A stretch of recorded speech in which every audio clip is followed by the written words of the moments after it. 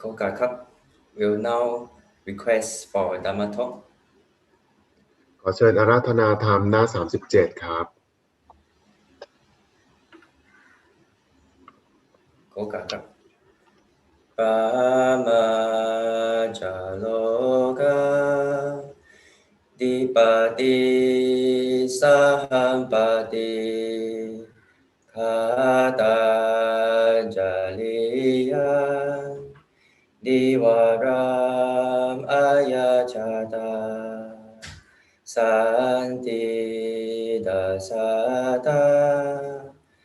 อาราจาคาจติกาเดเสตุดามาอนุกัมปิมัมปะจา The Brahma God Sahampati, Lord of the world, with palms joined in reverence,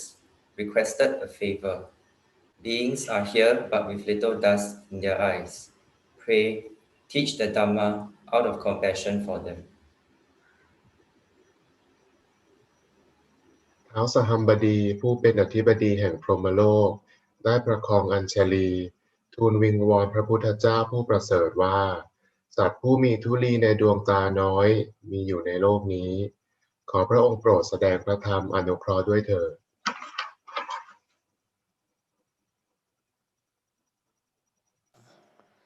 ธรรมะนะโมตัสสะภะคะวะโตอะระหะโต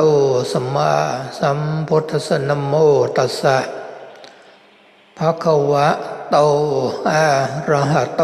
สัมมาสัมพุทธัสสะนะโมตัสสะภะคะวะโตอะระหะโตสัมมาสัมพุทธัสสะพุทธังธัมมังสังฆังนัมมัสสามิ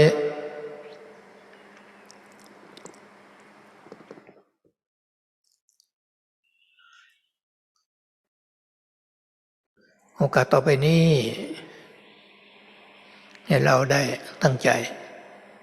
ศึกษาธรรมะการศึกษาธรรมะในขณะที่เราฝึกจิตให้สงบ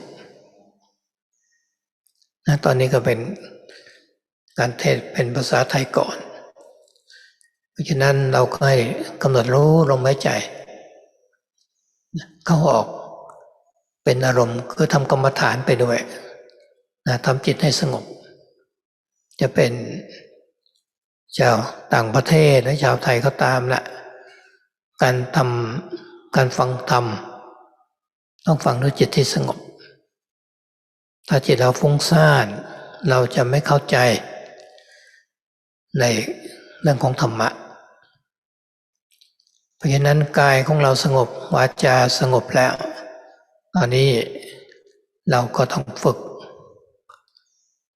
ใจของเราสงบโดยการกำหนดรู้ลมหายใจเข้าออกเป็นอารมณ์ของเราไว้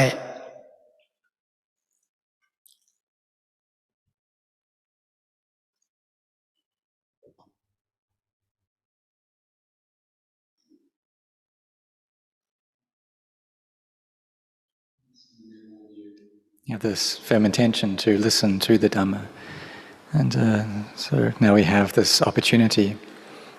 to sit and make our minds peaceful and to study the Dhamma. And so in studying this Dhamma, these teachings of truth, we need to train our minds to be peaceful as well. So we listen with a peaceful heart. And now there'll be a teaching in Thai first. So all of you should sit and listen and be aware of the breath as it comes in and leaves.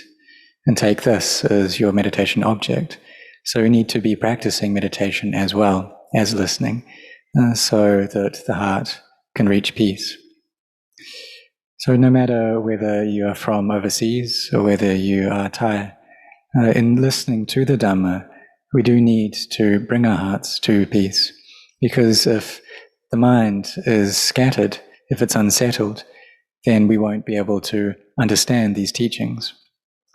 And so we make our bodies peaceful and we make our speech peaceful, just like we are now. And what we need to do next is to make our minds peaceful. So you should all sit and be aware of the breath and take the in-breath and out-breath as your meditation object.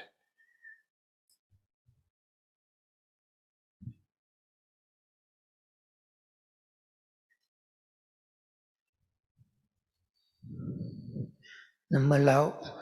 เรานั้นตั้งใจฝึกสติคือความระลึกได้เราจะฝึกสติที่ไหนพระพุทธเจ้าท่านสอนในหลักการไว้สำหรับผู้ที่มีสติมีปัญญาองค์จะเทศเรื่องสติปัฏฐานสูตรที่กุรุรัตน์นะใกล้ๆกับเมืองเดลีในปัจจุบันนี่แหละเป็นเดลีเก่าประชาชนในเมืองนี้เป็นผู้มีปัญญานิยมหรือว่ามีศรัทธาในการฝึกสติปัฏฐานคือฐานที่มั่นของสติสี่หลักหรือ4อย่างที่อธิบายเทศตั้งแต่เริ่มเปิดการอบรมว่าฐานหลักที่แรกเลยเนี่ยก็คือหลักของกายเช่นเราวันนี้เรามาปฏิบัติเราก็มีกายกับมีใจปฏิบัติเราก็จะต้องมาฝึกให้จิตใจของเรานี่เนี่ยมีความสงบเมื่อจิตใจมีความสงบเราจะมาเรียนรู้ในเรื่องของปัญญาเราก็มาพิจารณาในเรื่องของกายคำว่ากายนี้จะเป็นกองดินกองน้ำกองไฟกองลมก็ได้สิ่งที่มันแข็งลักษณะที่แข็งเราก็เรียกว่าเป็นกองดินเช่นผมขนเล็บฟันหนังหรือกระดูก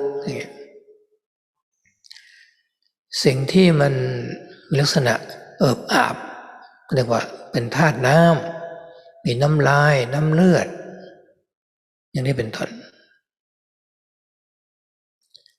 ในกายนี้เราก็จะรู้ว่าเราจะมีธาตุของไฟ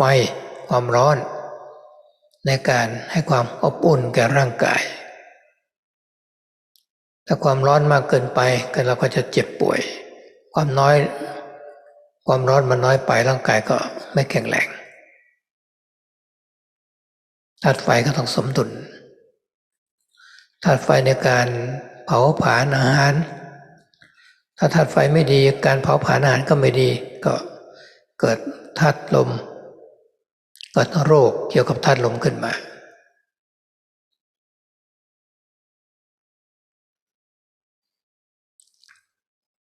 ธาตุที่สำคัญก็คือธาตุลมหายใจเข้านำออกซิเจนเข้าไปฟอกเลือดที่หมุนเวียนอยู่ในร่างกายนี้เป็นเลือดที่ดีขึ้นมาแล้วก็ส่งผ่านมาที่หัวใจก็จะปั๊มไปเลี้ยงร่างกายทุกส่วนจะนำสารอาหารนี้ไปเลี้ยงพวกเซลล์ในร่างกายนั้นธาตุลมนี้เป็นกำลังขับเคลื่อนที่สำคัญถ้าเราไม่มีลมหายใจเข้าไปสัก5 นาทีทุกชีวิตในโลกนี้ก็ตายกันหมดไม่เหลือเลยเห็นไหมว่าเราไม่ได้ทานอาหารหลายวันก็ยังอยู่ได้ไม่ได้ทานดื่มน้ำหลายวันเราก็ยังประทังอยู่ได้แต่ก็ยากลำบากเพราะเรายังมีธาตุไฟในร่างกายอยู่แต่ถ้าเราขาดธาตุลมแล้วเพียง5 นาทีชีวิตก็ต้องจบลงไปไม่สามารถ สืบต่อได้เมื่อจิตของเรามีความสงบเราก็มาพิจารณาในร่างกายนี้แหละอาจจะแยกว่าเป็นกองดินกองน้ำกองไฟกองลมสี่กองเนี่ยพิจารณาเห็นว่ามัน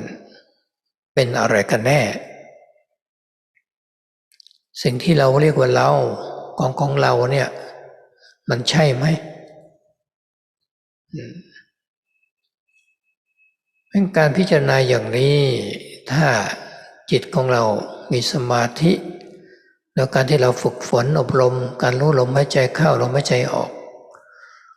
หรือเราจะภาวนาพุทโธธัมโมสังโฆแล้วเราจะคิดพิจารณาถึงว่าชีวิตไม่แน่นอนความตายเป็นของแน่นอนอย่างใดอย่างหนึ่งก็ได้ที่เราระลึกแล้วจิตของเราสงบได้ง่ายจะเป็นพุทธานุสติธัมมานุสติสังฆานุสติมรณานุสติได้ทั้งนั้นเมื่อสงบแล้วเราก็มาดูเช่นเรามาดูกองดินซึ่งแข็งเอากระดูกนิ้วมือเนี่ยสักข้างหนึ่งเอามาวางเรียงไว้แล้วเราก็ถามว่านี่ใช่เราไหมกระดูกนิ้วมือเขาก็ไม่ตอบเราจะกระดูกแขนออกมาเขาก็ไม่ตอบว่าเป็นเราเขาไม่มีประสาทรับรู้อะไรแล้วที่จะส่งมาให้เรารู้เนี่ยเขาก็เป็นธาตุธรรมชาติเท่านั้นเอากระดูกฟันออกมาดูดิเขาก็เฉยๆมันเป็นธาตุเอากองน้ำออกมาเอาน้ำเลือดออกมาสักครึ่งหนึ่งของร่างกายเขาก็เป็นธาตุเมื่อออกมาสักไอ้คู่หนึ่งเขาก็ธาตุนี้ก็เสียหายละใช้การไม่ได้ก็จะต้องอยู่ในอุณหภูมิที่เหมาะสมเขาถึงยังจะใช้ได้ถ้ายิ่งเอาธาตุไฟออกมาแล้วร่างกายไม่มีธาตุไฟก็อยู่ไม่ได้แล้วก็พิจารณาว่าร่างกายก็รวมกันขึ้นมาด้วยธาตุทั้งสี่ที่เราเรียกว่ากองดินกองน้ำกองไฟกองลมนี่แหละมารวมกันมาประชุมกันก็กลายเป็นสรีระเป็นสรีระยนต์เรารู้จักรถยนต์ละรถยนต์เครื่องบินก็มีคนขับไปถึงจะไปได้แต่เดี๋ยวนี้เทคโนโลยีก็จะก้าวหน้าไปแต่ก็ต้องใช้คนบังคับอยู่ดีละอาจจะบังคับในการขับเคลื่อนไปหรือจะบังคับในระยะไกลก็ตามร่างกายนี้ล่ะร่างกายนี้ใจก็มาอาศัยร่างกายนี้อยู่เนี่ยเมื่อใจดำริที่จะเดินถ้าสมองเขาประสาทที่สมบูรณ์อยู่เขาก็จะสั่งการไปให้เดินให้พูดให้นิ่งให้ฟังให้ออกกำลังกายในสารพัดอย่างเหลียวซ้ายแลขวาเดินยืนนั่งนอนได้แต่ถ้าธาตุของร่างกายเขาเสื่อมไปเช่นว่าเส้นเลือดในสมองมันตีบเซลล์สมองส่วนบังคับการเคลื่อนไหวมันเสียไปจิตก็บอกว่าให้เดินเพียงความคิดอย่างนี้สมองก็จะสั่งให้มีการเดินทันทีแต่เมื่อเซลล์มันเสียไปก็ทำไม่ได้เห็นไหมว่ากายกับจิตนี่มันคนละส่วนกันละมันแยกกันแต่เมื่อเรายังบังคับบัญชาได้อยู่เราคิดเราสั่งได้เราเลยเข้าใจว่ามันเป็นตัวเราไปหมดแต่เวลามันเสื่อมไปก็เข้าใจว่าเราเสื่อมไปเห็นไหมแท้ที่จริงแล้วกองธาตุนี่มันเสื่อมไปไม่ใช่เราจิตของเราก็ยังรู้อยู่นี่แต่กองธาตุนี้เสื่อมไปกองธาตุดินเสื่อมไป เพราะว่าธาตุน้ำไปเลี้ยงไม่ได้เซลล์มันก็ตายไปธาตุไฟตรงนั้นไม่เกิดก็เกิดโรคภัยไข้เจ็บขึ้นมาถ้าเราพิจารณาอย่างนี้เห็นชัดก็เห็นว่ากายนี่มันเป็นธาตุทั้งสี่การนี้วิปัสสนาจะเกิดขึ้นได้ยังไงตอนเห็นเป็นธาตุสี่นี่ก็ยังเป็นความสงบอยู่เหมือนกันแต่จิตสงบแล้วก็มาพิจารณาเพื่อให้เห็นชัดขึ้นอีกครั้งหนึ่งว่ามันเป็นธาตุแล้วมันจะลงไปแตกสลายลงไปเปลี่ยนแปลงไปธาตุดินที่เกิดการรวมกันขึ้นมามันแยกตัวขึ้นไปแล้วมันจะไม่มีอะไรก็จากการรวมกันมาของธาตุธาตุไฟหายไปธาตุลมหมดไปธาตุน้ำก็ระเหยไปมันก็จะไม่เหลืออะไรเหมือนคนที่ตายแล้วเราจะเห็นเมื่อหมดลมหายใจร่างกายก็เปลี่ยนไม่มีธาตุไฟที่จะรักษาอยู่สังขารนี่มันก็เปลี่ยนแปลงไปแบคทีเรียทำหน้าที่ย่อยสลายเชื้อโรคมันก็เกิดขึ้นมาเราก็ต้องเอาไปทำลายเอาไปเผาไฟเอาไฟมาเผาทำลายให้มันหมดไปนะพอเก็บเอาไว้แล้วมันเป็นเชื้อโรคเกิดขึ้นมันไม่น่าจะเก็บเราก็จะมองเห็นถึงความไม่เที่ยงเป็นทุกข์ไม่ใช่ตัวเราและไม่ใช่ของเราอย่างชัดเจนอย่างชัดเจนตอนนี้พวกเราต้องหมั่นฝึกหรือหมั่นอบรมจิตของเราไว้เป็นนักปฏิบัติที่เรามุ่งหวังความสงบเนี่ยให้พยายามจะมีหลักสติปัฏฐานสูตรนี้ให้มันคงเอาไว้ให้เราเชื่อมั่นหรือมีศรัทธาในการที่เราจะระลึกรู้อยู่ในกายจะลมหายใจเข้าลมหายใจออกก็เรื่องของกายเป็นอุบายวิธีให้จิตสงบเมื่อเราเดินจงกรมการเคลื่อนไหวไปมาเราก็รู้จักหรือกำหนดภาวนาว่าพุทโธด้วยธัมโมสังโฆผูกกับจิตใจของเราไว้ไม่ให้จิตเราไปคิดเรื่องอื่นในขณะปฏิบัติเมื่อความคิดมันน้อยความสงบมันก็เกิดขึ้นใจมันก็แจ่มใสชัดเจนท่านเปรียบเทียบเหมือนกับว่ามีสระสักหนึ่งสระถ้าสระนี้เนี่ยน้ำมันยังขุ่นอยู่เรายังมองไม่เห็นก้นบ่อแต่ถ้าน้ำในสระนั้นมันตกตะกอนลงไปเราจะมองเห็นน้ำจะใสมองเห็นถึงก้นบ่อได้จิตนี้ก็เหมือนกันถ้ามันคิดฟุ้งซ่านอยู่รำคาญใจอยู่หรือความง่วงมันครอบงำแล้วความโกรธความพยาบาทความชอบใจมันครอบงำจิตจิตมันก็ไม่ผ่องใสจิตมันก็เศร้าหมองแต่เศร้าหมองแบบที่เรายังอยู่ได้อาจอยู่ในขั้นของศีลธรรมแต่ถ้ามันเศร้าหมองมากกิเลสมันมีกำลังมากศีลธรรมไม่มีมันก็อาจจะทำบาปทำกรรมเกิดขึ้นได้เกิดโทสะขึ้นมาทำร้ายกันก็ได้แค่อารมณ์ชั่ววูบนี่แหละความสติไม่อยู่ฆ่ากันตายก็มากในสมัยปัจจุบันบางทีก็ฆ่ากันโดยมีสาเหตุ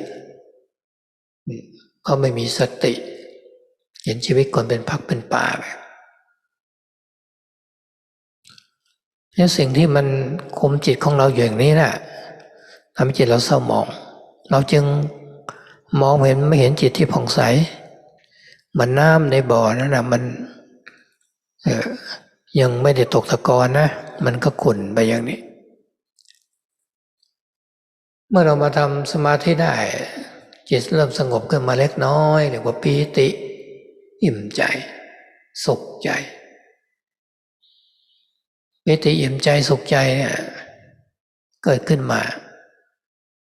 เราจะเห็นผลของการปฏิบัติอาตมาก็เชื่อว่าพวกเราที่มาเข้าคอร์สกรรมฐานนี่แหละออนไลน์กันในช่วงนี้คงเป็นผู้ที่มีศรัทธาอย่างเต็มเปี่ยมแล้วล่ะเต็มเปี่ยมยังไงการทำบุญให้ทานเนี่ยเป็นปกติมีศรัทธาคิดช่วยเหลือในงานของพระพุทธศาสนาอยู่เสมอใจสบายทำแล้วก็เป็นบุญกุศลเกิดขึ้นมาในจิตใจจะช่วยเหลือคนยากไร้จะช่วยเหลือเด็กนักเรียนช่วยเหลือสังคมช่วยเหลืองานเผยแผ่การสร้างถาวรวัตถุต่างๆพวกเราก็มีศรัทธาทำตามกำลังของเราอยู่เสมอแหละและเป็นผู้ที่เห็นโทษของความไม่มีศีลเห็นคุณเห็นประโยชน์ของการถือศีลจึงเข้ามาอบรมกรรมฐานโดยเฉพาะการฝึกจิตให้สงบฉะนั้นเราก็ต้องเพียรหรือพยายามเป็นธรรมดาว่าเมื่อเราจะมานั่งสมาธิกันอย่างนี้ความคิดมันก็ฟุ้งซ่านไปเราก็มีสติรู้ว่าความฟุ้งซ่านเกิดขึ้นถ้าสติของเรามีกำลังมากความฟุ้งซ่านมันจะหยุดลงแต่ถ้าเรารู้ว่ามันฟุ้งซ่านอยู่แต่มันยังคิดฟุ้งซ่านอยู่แสดงว่าสติของเรามันอ่อนมากความรู้ไม่พอก็ต้องมาคิดพิจารณาว่าคิดเรื่องอะไรอยู่เดี๋ยวเราจะตายแล้วนะชีวิตนี้มันอาจจะตายกันในวันนี้ก็ได้หรืออาจจะตายตอนสายๆนี้ก็ได้มันก็ไม่แน่นอนใช่ไหมก็สอนจิตก็จะหยุดคิดนึกปรุงแต่งไปกันสงบขึ้นมาอาจจะใช้วิธีการในหลายอย่างนี้แหละบางทีมันก็โกรธอยู่ยังโมโหอยู่ยังปรุงแต่งอยู่เอาเป็นเอาตายให้ได้ก็มีสติว่าใครเป็นคนรู้สึกอย่างนี้ใครเป็นรู้สึกโกรธใครเป็นคนรู้สึกพยาบาทและใครเป็นคนรู้ล่ะสติปัญญาเป็นคนรู้แหละคือผู้รู้ถ้าเราตามอารมณ์ไปกลายเป็นเราไปหมดแล้วเราโกรธคำเราอย่างนี้พยาบาทเกิดคิดปองร้ายมุ่งร้ายก็ให้พยายามไม่ใช่ว่าไม่มีอารมณ์ยังมีอยู่เพราะมีตัวเราอยู่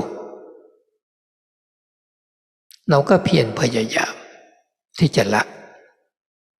นี่แหละการปฏิบัติเราจะปฏิบัติตรงนี้แหละถ้าเราไม่มีความโกรธความพยาบาทเราก็ไม่ต้องทำอะไรแล้วนะมีสติอย่างสมบูรณ์บริบูรณ์อันนี้เป็นธรรมดามันยังมีความวิตกกังวลอยู่เราก็คิดว่าวิตกกังวลเรื่องอะไรใครเป็นคนวิตกกังวลให้เรามีปัญญาดูความเกิดดับของความสงสัยข้อนี้เนี่ยสำคัญเพราะนักปฏิบัติในเบื้องต้นเนี่ยก็อยากจะปฏิบัติได้ถูกต้องอยากจะได้เร็วๆทางลัดๆแล้วเป็นยังไงก็เกิดความสงสัยมากขึ้นยิ่งอยากมากก็สงสัยมากวุ่นวายมากนะทำยังไงก็ให้รู้จักเท่ารู้เท่าทันนั่นแหละความสงสัยหลวงพ่อชาสอนเลยนะให้รู้ความเกิดดับของความสงสัยนั่นน่ะอาตมาก็ทั้งอ่านทั้งฟังบางครั้งเอาไม่อยู่เหมือนกันมันก็สอดแทรกความคิดมาเองว่าถ้าไม่สงสัยแล้วผิดทางก็จะเป็นยังไงเล่าคราวนี้หมดกำลังแล้วตัวสติไม่มีสมาธิไม่ตั้งมั่นวุ่นวายนิวรณ์เข้าครอบงำจิตมืดมิดปิดบังหาหนทางปฏิบัติไม่เจอไม่รู้จะปฏิบัติอย่างไรก็ไปเอาตำรามาอ่านมาฟังธรรมเพื่อต้องการที่จะเข้าใจในหนทางแท้ที่จริงถึงแม้ว่าความสงสัยมันจะครอบงำจิตขอให้มีสติให้รู้ว่าตอนนี้ความสงสัยมันเกิดขึ้นแล้วนะเราทำอะไรไม่ได้ก็มีความรู้ไว้ก็พยายามใหม่ทำสมาธิละเจริญสติเช่นการสวดมนต์มาเคยมีประสบการณ์เมื่อมีนิวรณ์มากๆขึ้นมานะ ความยินดีความยินร้ายความสงสัยมากๆขึ้นมาเนี่ยบางครั้งไปอยู่ในที่มันเปลี่ยวๆก็จิตมันเตลิดเปิดเปิงจิตมันไม่อยู่แล้วมันชักจะล่องลอยไปแล้วเนี่ยเรามีสติรู้ฉะนั้นกลับเข้ามาสวดมนต์ถ้าเป็นพระท่านจะสวดพระปฏิโมกข์สวดเร็วๆจิตก็สงบได้ขอให้ใจได้โล่งไม่ติดขัดนะเพราะว่ามันนิวรณ์มันครอบงำแล้วให้ใจมันติดขัดไปหมดละมันวุ่นวายแต่ถ้าคนที่ชำนาญในการดูลมหายใจก็จะปรับได้ตรงนี้ลมหายใจเป็นธรรมดาถ้ามีความโกรธขึ้นธาตุไฟมันเผาหัวใจมันเต้นเร็วนะลมหายใจมันจะร้อนละเราก็ปรับเปลี่ยนเข้ามาในโหมดของปกติถ้าเรายังจำโหมดการหายใจปกติของเราได้แล้วก็ปรับมาตรงนั้นมีความโลภแล้วก็ปรับเข้ามาตรงกลางมีความโกรธก็ปรับเข้ามามีความหลงก็ปรับเข้ามาตรงกลางให้สงบก็จิตก็ข้ามอารมณ์ได้เกิดความสงบนอกจากเรามีกำลังความสงบอยู่แล้วเราจะพิจารณาเห็นความรู้สึกนี้ว่ามันเป็นอารมณ์ที่เกิดขึ้นในใจเป็นจิตตักสวัสจิตที่มันปรุงแต่งไปมันไม่ใช่เราถ้าเราพิจารณาอย่างนี้ได้แสดงว่ากำลังในการเจริญวิปัสสนาเป็นจิตตานุปัสสนาได้ถ้าไม่ถึงให้เรากลับมาดูที่กายกลับมาท่องบนสาธยายธรรมะหรือถ้าเราจำพระสูตรได้เราก็ท่องพระสูตรก็ได้นะสูตรนั้นว่ายังไงการสวดมงคลตั้งแต่บทโยจักขุมาสมุทเทเสวนาจาปารนังบทพาหุงบทยังกินจิเราสวดมนต์เลยในหลายบทก็ตามท่านได้หมดสวดไปแล้วใจสบายแล้วเกิดความสงบแล้วเราจะมาพิจารณาในกายนี้เป็นกองดินกองน้ำกองไฟกองลมแล้วไม่ยึดมั่นถือมั่นเมื่อเราไม่มีเขาก็ไม่มีเราจะไปรักทำไมไปโกรธทำไมไปเกลียดทำไมไปชังทำไมการทำกรรมฐานจึงมีอานิสงส์มากอย่างนี้การให้ทานก็ละเกิดซึ่งความโลภแล้วแต่เมื่อให้ทานไปมากๆก็มีอานิสงส์อย่างไรเมื่อเราให้ทานทำบุญไปด้วยใจศรัทธาของเราก็คิดถึงว่าในชีวิตของเรานี้ที่สุดแล้วเราก็ต้องการเห็นธรรมะเราจะมีอะไรในโลกนี้มากมายแต่เราต้องการรู้ธรรมะเพราะเราทั้งมีมากมีน้อยเราก็ต้องทิ้งไปเหมือนกันนะว่าทุกคนต้องตายเราแสวงหาธรรมะดีกว่าเหมือนพวกเรามาเข้ากรรมฐานกำลังแสวงหาธรรมมาปฏิบัติธรรมศึกษาธรรมมาเจริญกรรมฐานมาฟังธรรมในเรื่องของบุญทั้งนั้นเลยจึงเป็นโอกาสที่ดีพิเศษมาก็ขอดีใจอนุโมทนากับพวกเราทุกท่านคณะผู้จัดทุกท่านด้วยทั้งพระทั้งโยมและผู้ที่ได้ช่วยเหลือทุกด้านในการเผยแผ่พุทธศาสนานับว่าพวกเรามีส่วนที่ได้ช่วยกันเพื่อจะยกจิตของเรานี้ให้มันสูงขึ้นไปรวมกันไปแล้วก็ทำกันเป็นทีมเพื่อที่จะได้เห็นธรรมะเพราะฉะนั้นฝึกเถอะเพียรเถอะพยายามเถอะเราจะเข้าใจธรรมะอย่างชัดแจ้งนะไม่สงสัยให้เพียรพยายามฝึกมีโอกาสแล้วทำให้ต่อเนื่อง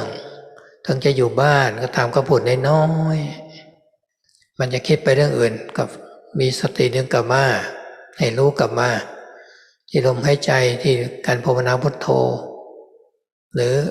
นักปฏิบัติบางคนก็พุทโธไม่อยู่ก็ต้องอิติปิโสภควารังสัมมาจนถึงพุทโธภควาติท่องไปทั้งวันนั่นแหละ108จบจบแล้วก็ท่องอีกวันหนึ่งอาจจะได้ถึง540จบก็ได้ อิติปิโส108ได้ถึง5 รอบหรือในบางวันอาจจะได้ถึง10 รอบก็ได้จิตก็จะเริ่มสงบขึ้นนะสวดไปอาจจะเห็นตัวหนังสือบาลีขึ้นมาเป็นที่ระลึกของสติของเราต่อไปสวดแคล่วคล่องดีแล้วเนี่ยเพียงไม่ต้องกี่ประโยคเราก็สงบได้เช่นเราลึกถึงว่าอิติปิโสภะคะวาอะระหังสัมมาจิตใจเราน้อมไปก็เกิดปิติได้ละนี่ต้องสวดให้เกิดจนว่าเกิดปิติเกิดความสุขขึ้นมาเพราะการสวดต้องสวดด้วยความมีสติไม่ใช่เร่งสวดที่จะให้มันจบไปนั้นถ้าจิตใจของเรามันฟุ้งซ่านก็ต้องหาอุบายวิธีหลายๆอย่างนี้แหละให้สงบเข้ามาแล้วเราจะได้เรียนรู้ทางด้านปัญญาก็คือความเป็นอนิจจังทุกขังอนัตตานี่เป็นอารมณ์ของวิปัสสนาให้เกิดปัญญาขึ้นมาเราจะมีความรู้สึกนึกคิดอะไรในใจก็สอนมันไม่เที่ยงมันไม่แน่นะอย่าไปยึดมั่นถือมั่นมันจะโกรธคนนี้มันจะเกลียดมันจะรักชังมากก็บอกมันไม่แน่เอาไม่แน่เข้าไปหลวงพ่อชาสอนหลักนะไม่แน่นะพอจะยึดมั่นถือมั่นมันไม่แน่นะไม่เที่ยงนะไม่มีเราไม่มีของเรานะสอนไปอย่างนี้เรื่อยไปล่ะเนี่ยปัญญาก็จะเกิดขึ้นมาวันใดวันหนึ่งละใจจะสว่างไสวเห็นสมมติวิมุตติขึ้นมาเลยเห็นสรรพสิ่งไม่เที่ยงเลยเนี่ยใจมันสว่างพุ่งปิติเกิดอิ่มอกอิ่มใจ3 วัน 3 คืนก็ได้บางครั้งเราเห็นชัดเกิดเป็นเดือนก็ได้นะมันอัศจรรย์นะไม่น่าจะเชื่อมันเกิดขึ้นได้ถ้าเราทำไปอีกแม้ว่าชีวิตเราอยู่ในฆราวาสก็ตามก็เกิดได้สมัยพุทธกาลพระโสดาบันเป็นจำนวนมากทีเดียวเป็นฆราวาสที่เป็นพระโสดาบันพวกเรานี่แหละพิจารณาเถอะบุญบารมีเราถึงนะก็ได้เห็นธรรมหรือไม่แน่ว่าพวกเรานี่บางคนนั่นนักปฏิบัติอาจจะเข้าใจธรรมะอย่างลึกซึ้งแล้วก็ได้ภูมิจิตภูมิธรรมอาจจะเข้าใจมีทานเป็นปกติอยู่เสมอมีศีลอยู่มีศรัทธาชีวิตนี้ก็มีอารมณ์ของพระนิพพานที่ปรารถนาอยู่เป็นอุดมการณ์ของจิตใจของชีวิตของเรานี่แหละก็เรียกเป็นคุณสมบัติของพระโสดาบันแล้วเพียงแต่ว่ารอให้จิตของเรารวมเข้ามาอีกสักหน่อยก็จะเห็นชัดขึ้นชัดเจนยังไม่สงสัยให้ตั้งใจต่อไปก็พระสจวดท่านจะแปลเป็นภาษาอังกฤษนะตั้งใจฟังอีกครั้งหนึ่ง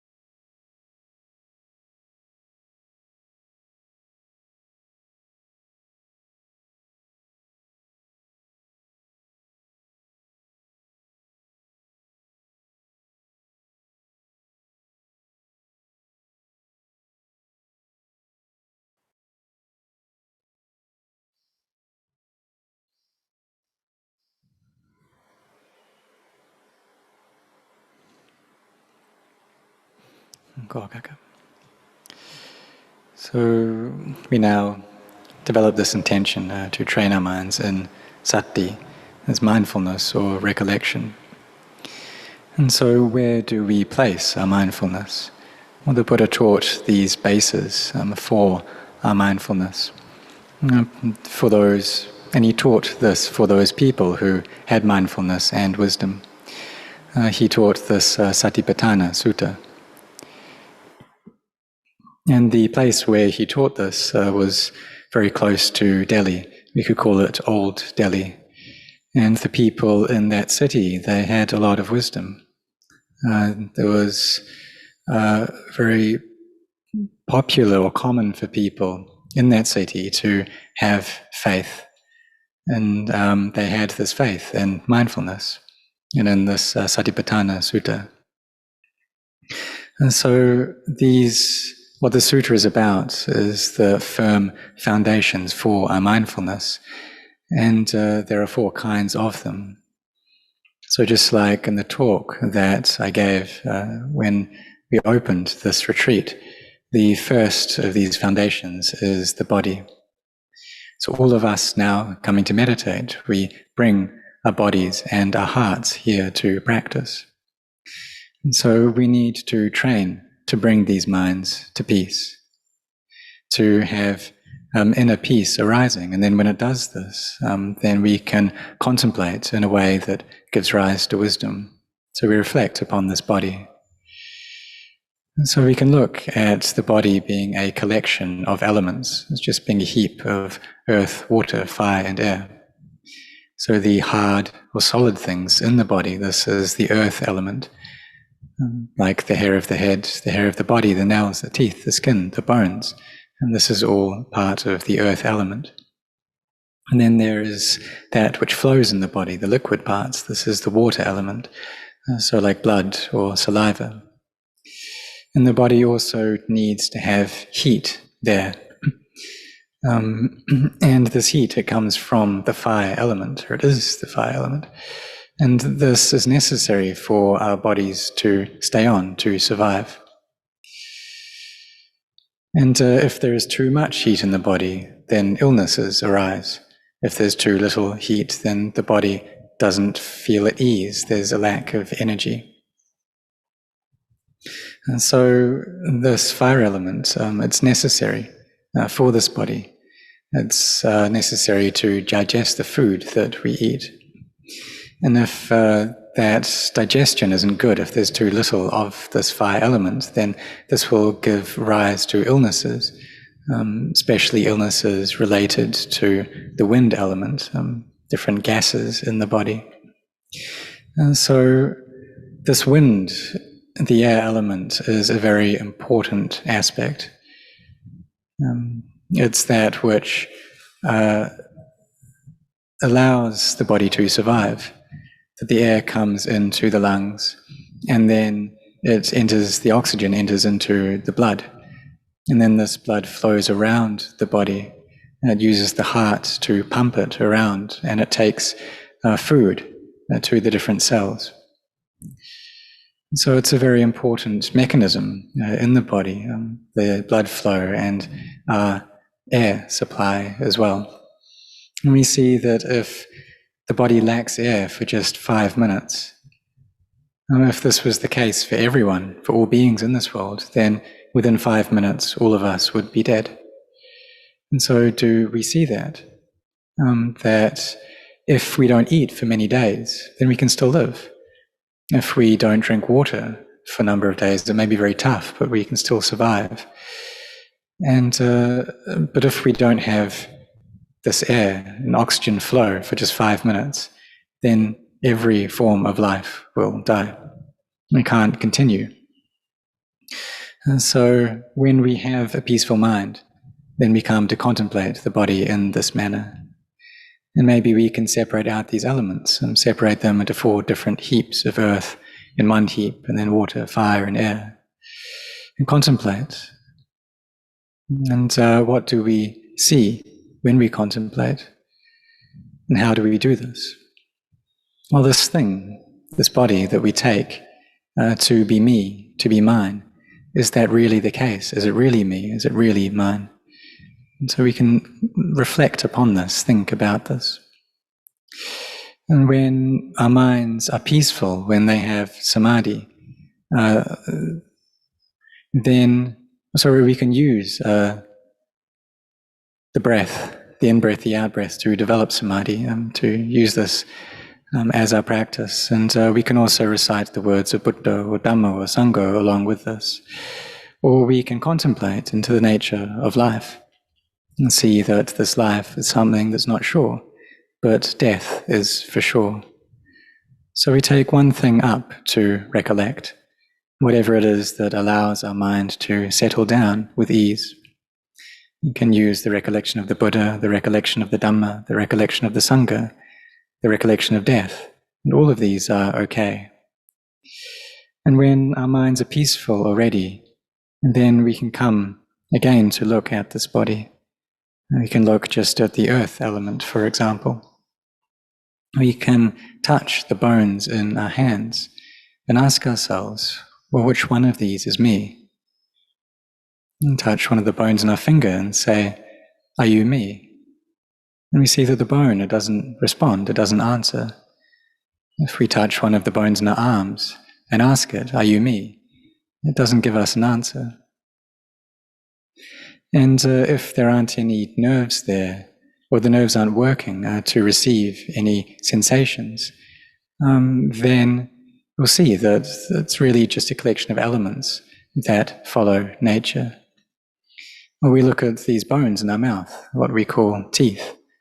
these are just elements that have come together.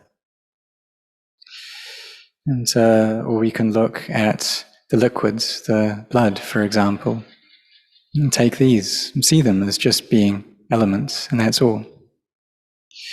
And if the blood, if we take some of that out of the body,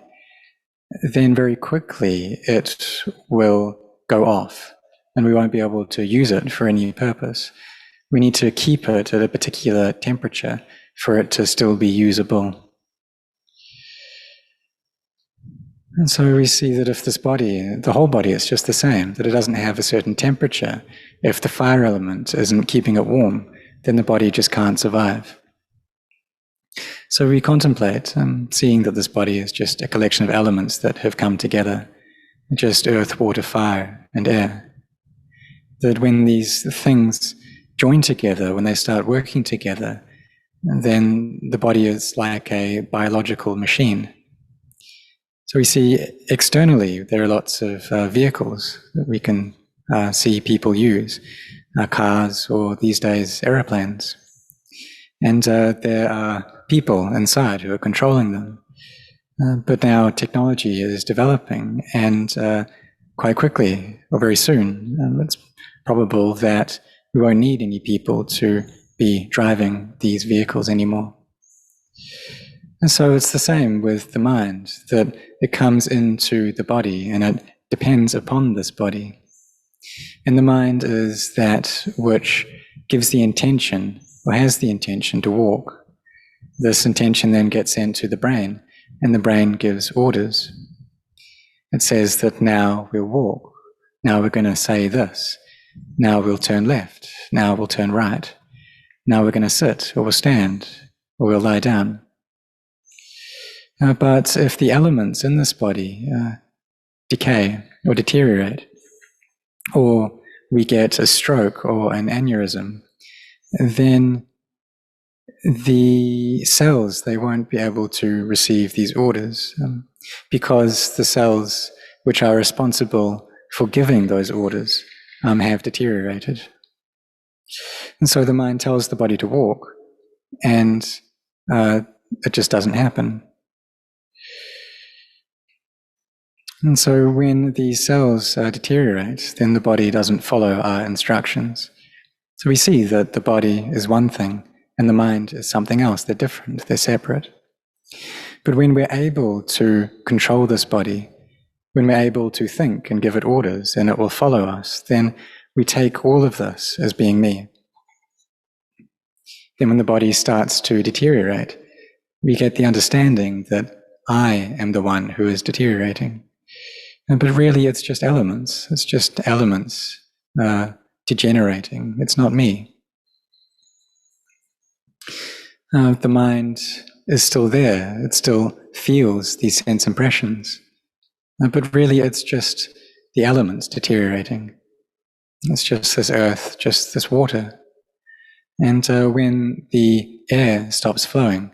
then every life ends. there's no fire that arises, and illnesses, bacteria arise. So we contemplate in this way and try to gain a clear understanding, a clear knowledge of it.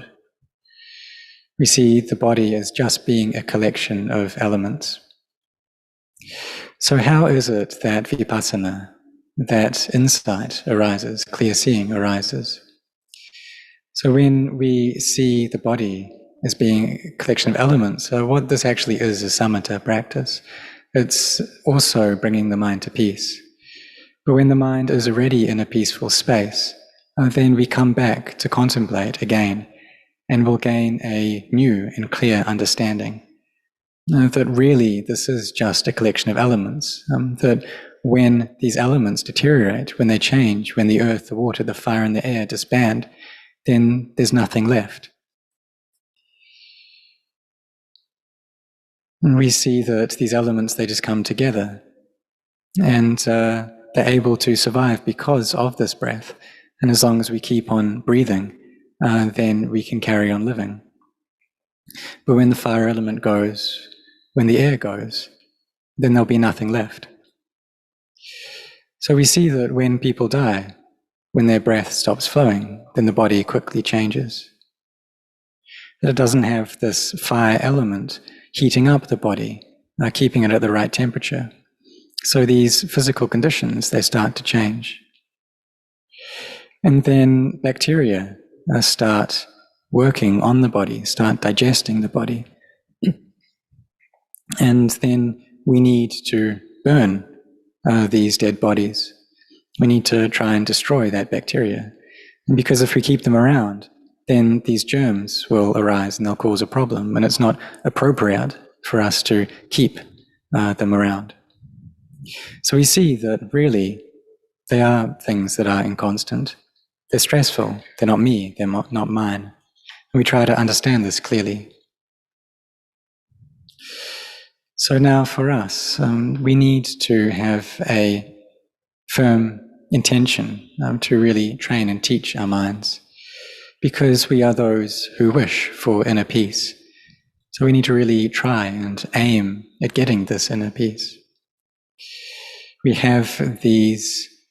foundations for our mindfulness, and so we should use them. We should place our mind with them. And for all of us who have come here, we're all those who have belief, we all have faith in these recollections and these foundations of mindfulness, recollecting the body, for instance, looking at the breath, the in-breath, the out-breath. This too is a part of the body. And these are methods which we use to bring about inner peace. And so we know the movements of the body as well. Or we can also recite Buddha or Dhamma or Sangha too. This is for the sake of taking care of our minds so that they don't go and think about different things while we're practicing. So we try to make our thoughts less and less. And when this happens, then peace is able to arise. The mind can become bright and clear. And so the example is given of like a pond that has murky water. And when that water is muddy, then we just can't see to the bottom of that pond. But when the sediment falls and settles, then the water becomes clear and we're able to see right to the bottom. So our minds are just the same. If there's a lot of thinking, if it's very scattered, unsettled, if there's annoyance or aversion, sleepiness, ill will, seeking of pleasure in senses, and if these things hold sway over our hearts, then the mind just won't be bright. It'll be in quite a gloomy and dejected state. But it's not gloomy to the level of not having virtue, of not having moral integrity, that we are still virtuous people. But if this gloominess becomes stronger and stronger, and the defilements start really gaining control, they come up very powerfully to the point where we lose our virtue, where we don't keep our precepts, and we start then we can start creating a lot of bad karma. That anger rushes up in the heart, and then we can cause a lot of damage. And all it takes is just one single moment of not having mindfulness for us to cause a lot of harm. And many people have died in this way. That sometimes people can kill each other for no good reason. And they just see that other people's lives don't bear any importance to them. And so when we don't have mindfulness taking care of our hearts, then this can lead us to a lot of suffering. We don't see things clearly. Our minds just aren't bright. Just like that water in the pond that's all muddy, that's all murky. It's not clear. But when we're able to bring our hearts into samadhi, then the mind becomes peaceful. And even though initially this may just be a little bit of peace, still joy and rapture, happiness can fill up the heart. And when this happens, when we're sitting in meditation, we feel this happiness, this joy come up, then we start to really see the benefits of this practice. And so I have confidence that all of you who have come together, everyone who has joined this retreat, this online retreat, you're all people who have faith that's already very full. And how is that? And how do we express that? Well, I'm sure that all of you are very generous, and that's just how you naturally are. It's just what you normally do. You have faith in helping each other out and having these kind thoughts to try to support Buddhism, and you do this very frequently. And as you do this, then the mind feels very at ease because of all the merit, all the skillful acts that you create. And so I'm sure that you're all people who help each other out, and help out people who are going through a hard time, who are quite poor, give a hand to children, to students, help out in society, and work to spread these teachings of Dhamma so that people can hear them. So when you have faith in your hearts in this way, faith to see the benefits of all these things, and you also are people who see the harm in not keeping the precepts and see the benefits of keeping these precepts. And this is what has allowed you to come to practice like this, to come together to meditate, to train the heart to become peaceful. And so when we sit in meditation, it's quite normal that the mind won't be so still. It'll still be thinking, it can still be quite scattered. So firstly, what we need to do is to know that that's the case, to bring up this awareness and be aware that the mind is in a scattered place. But if we're aware of that, and the mind just carries on thinking, carries on rattling on, it shows that our mindfulness is quite weak, that there are still all of these thoughts there. So we need to take these thoughts and bring them around, take them to contemplate. And what is it that we think about? Well, we can think that it's possible that I might die today. I might even die very soon, just later on in this morning. That life is really not sure, isn't it? And as we reflect in this way, then this can relieve the thoughts in our mind, and our hearts can gather into peace. So if this method works, then we do that a lot. We reflect in this way a lot. Sometimes anger comes up in the mind, and our mind takes this feeling and just thinks about it, just constantly goes on with this very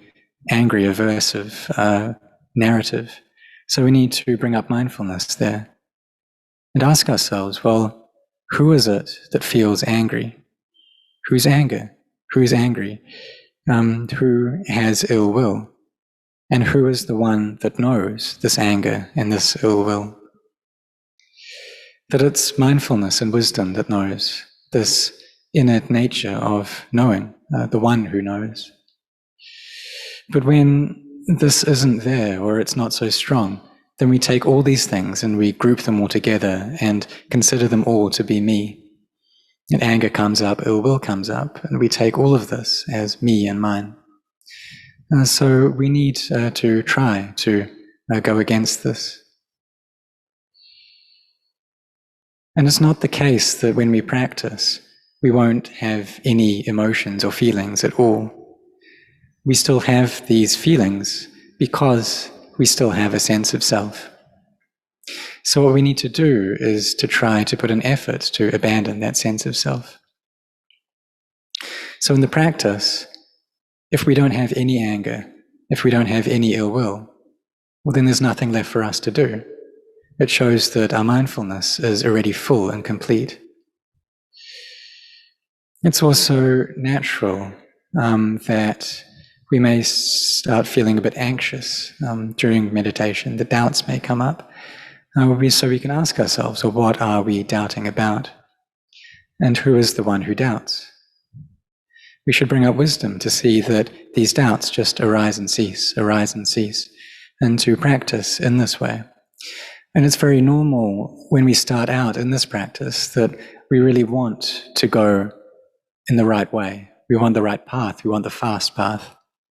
But what effect does that have? Well, having all these desires can bring up a lot of doubts as well. And when there's a lot of desire, then the mind will be quite confused. And this inner confusion, all these doubts, they really stir up the mind. So what should we do then? Well, Luang Por Chah, he taught to bring up mindfulness, to see the arising and the ceasing of these doubts. So for myself, when I was practicing, when I was younger, I used to read a lot and listen to many different things. But sometimes none of those teachings would stay in my heart. And thoughts just carried on coming up, and they wouldn't go away. And I thought, well, if I didn't doubt about this practice, then how could I be sure that I was on the right path? How would I know? And so these are doubts just coming back. And these were doubts coming back just to trick me again. So we should try to bring up our energy to really focus and be sincere and settled in this path of practice. Because if these hindrances, they cover over the mind, then we just won't be able to find the way out. There's no kind of knowing there to look after the mind.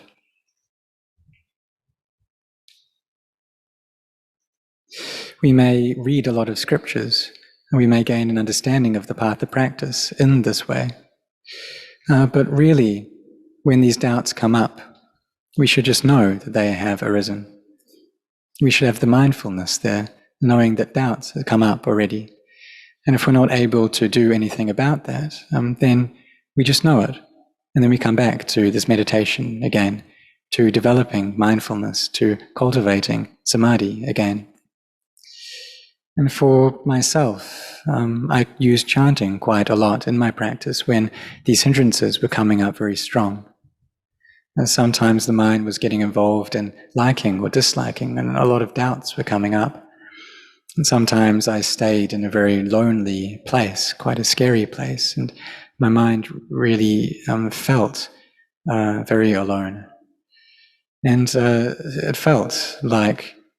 the mind was just going away, it just wouldn't stay with me. And so I used this chanting. I would chant a lot and bring my mindfulness with this chanting.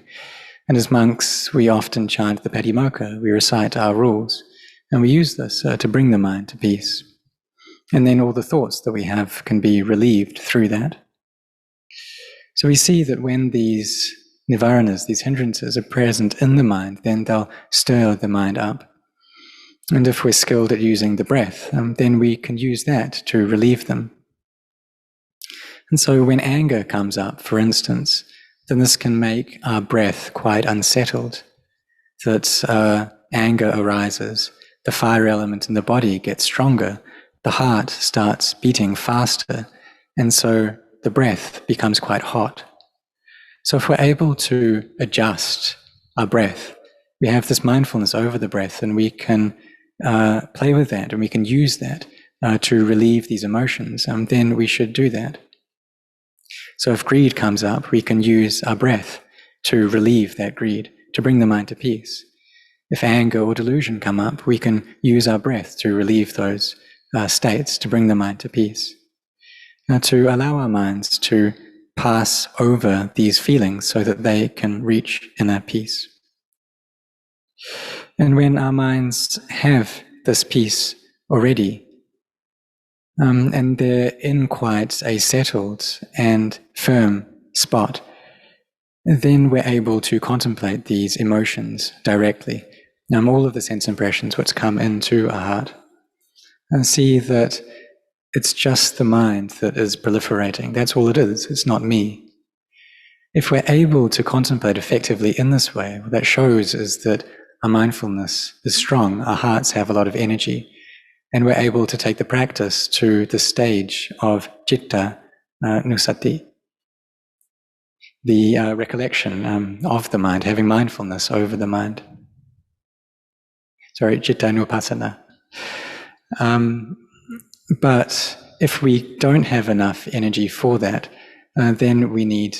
to use something else. So what we can do is chant these teachings of the Buddha. If we're able to memorize and we know certain suttas by heart, then we can chant over those. Or if we know the paritas, these auspicious verses, then we can chant through those. Whatever ones that we know, or if we know all of them, then we chant them all in full. And so when we chant a lot, then the mind becomes peaceful, becomes very at ease, becomes calm. And then we take this settled mind to contemplate, and contemplate into this body, seeing it as being a collection of earth, water, fire, and air. And this will relieve the attachment that we have towards it. And so when we see that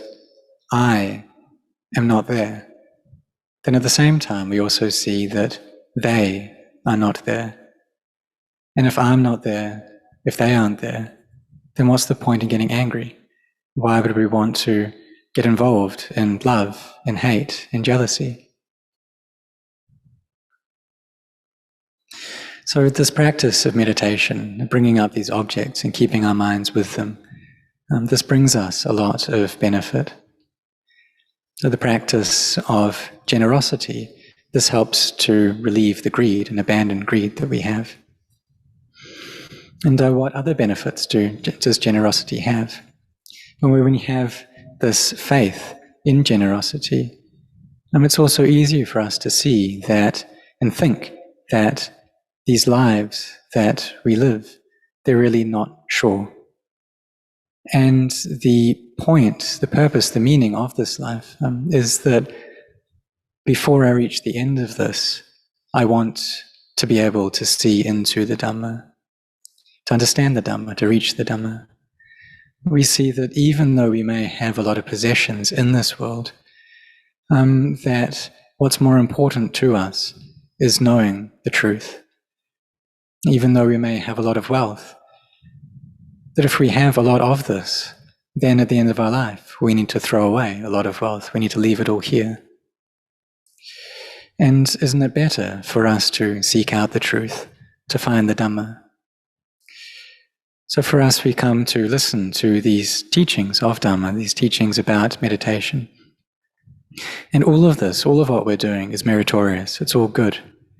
And we have this great opportunity now, this very special opportunity for us to come together and practice in this way.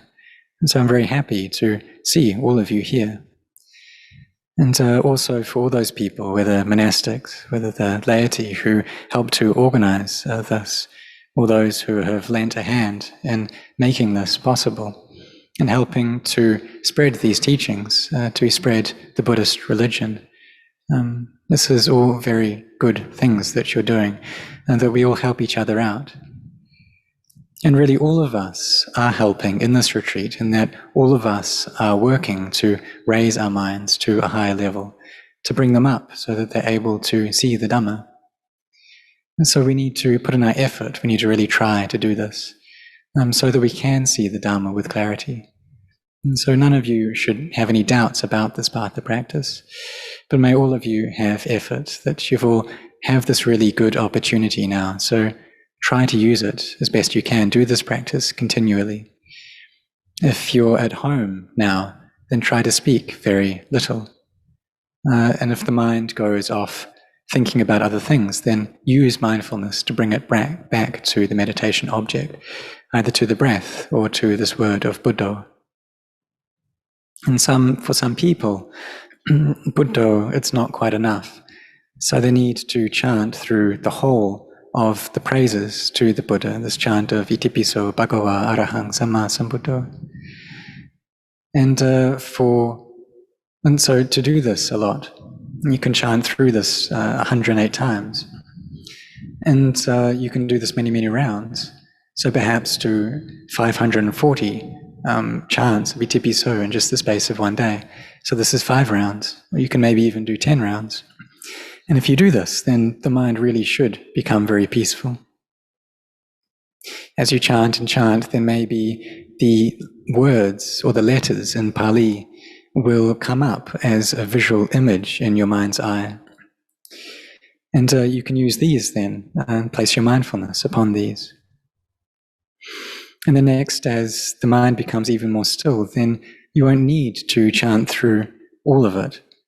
All it takes is just a little bit, and the mind already settles down into peace.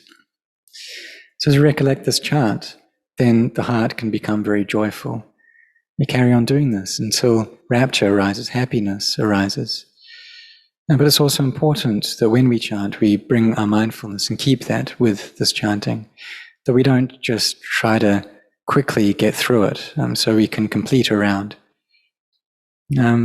And if the mind is scattered, then we really need to firmly establish our mindfulness. So when the mind is unsettled, then we need to bring up some method, some skillful means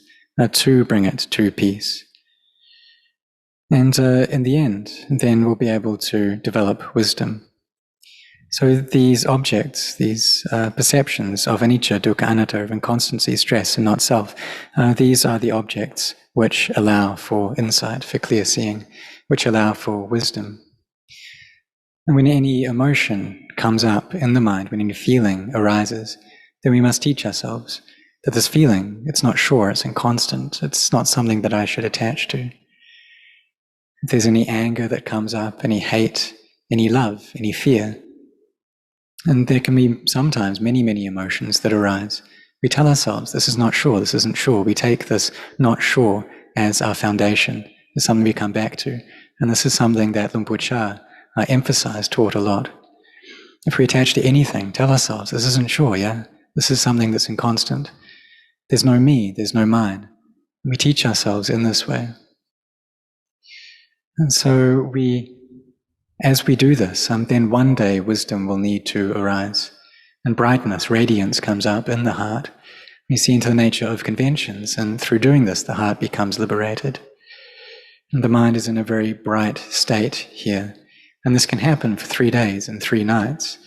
And sometimes when it comes up really strong, then it can be for many, many months. And it's really something that's amazing, something that we never would have believed would be possible for us. And so may all of you do this. And for the laity, it's possible for this to happen as well. These states can arise.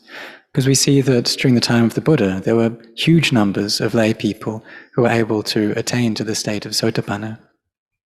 So may all of us contemplate in this way.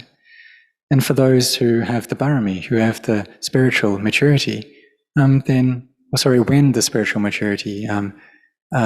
becomes full, when it becomes full to a certain level, then we'll be able to reach this, we'll be able to see the Dhamma. And it's not sure. For the people who have come here, maybe you'll gain a really clear, deep understanding into the Dhamma,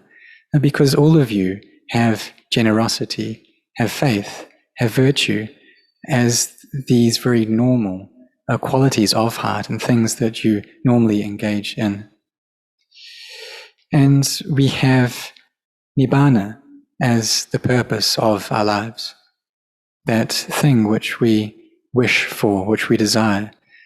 It's the highest ideal of our lives, this Nibbāna. And taking Nibbāna